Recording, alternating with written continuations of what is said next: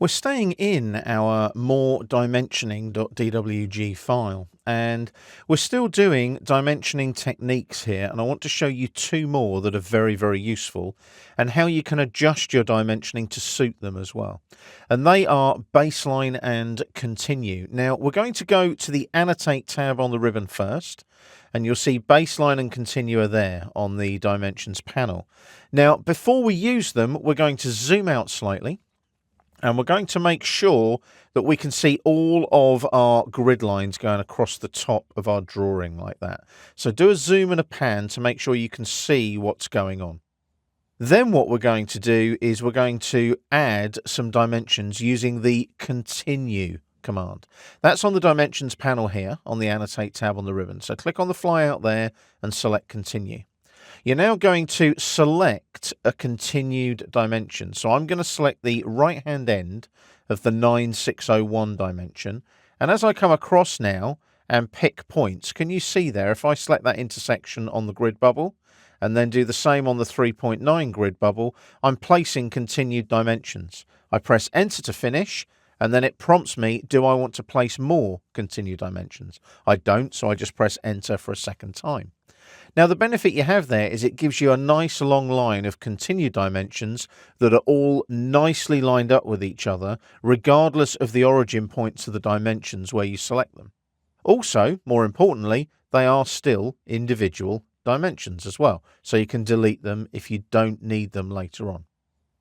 Let's have a look now at the baseline command on the dimensions panel.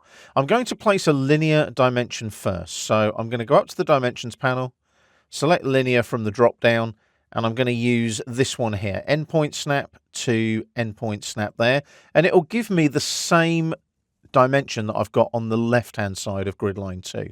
If you want that to line up as well, little trick, just use the endpoint snap on the arrowhead of the left hand 3048 dimension, and you'll see it lines up nice and neatly. We're then going to go to the dimensions panel again and click on the flyout for the baseline command instead of the continue command this time. And as you can see, it's automatically placing baseline dimensions off of that linear dimension I've placed.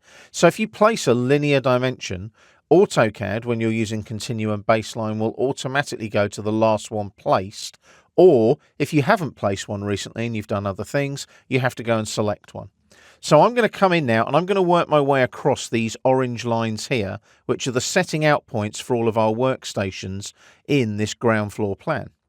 So when I get to that point there and press enter to finish my baseline dimensioning, it prompts me again, like the continue command, do I want to do any more baseline dimensioning? I don't, so I press enter for a second time.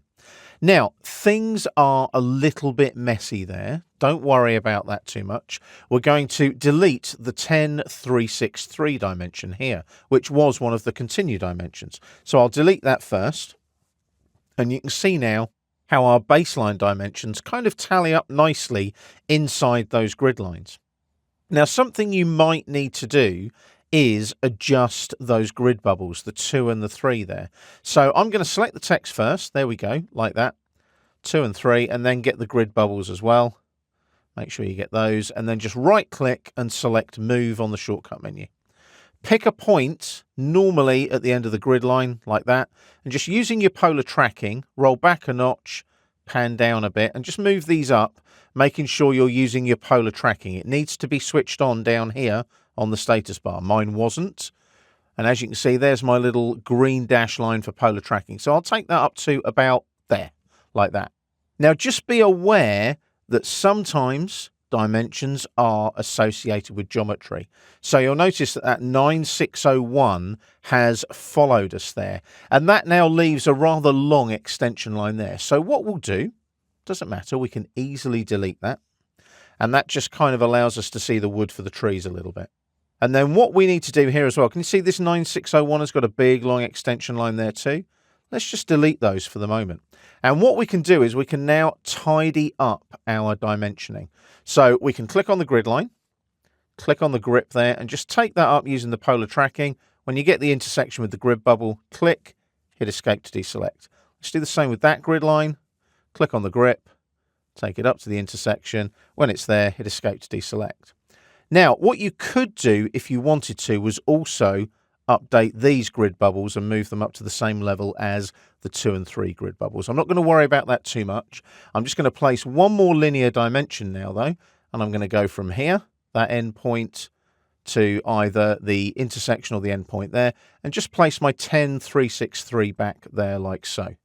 And as you can see now, the dimensions look nice and neat and tidy again. So don't worry if you have to adjust some of the geometry to suit your dimensions as well. It will happen, and as you can see there with the continue and the baseline, I've had to kind of tweak things a little bit just to make them look neat and tidy, but it doesn't take long to do. It's a couple of minutes work, and then delete some dimensions that are messy and redo those dimensions later.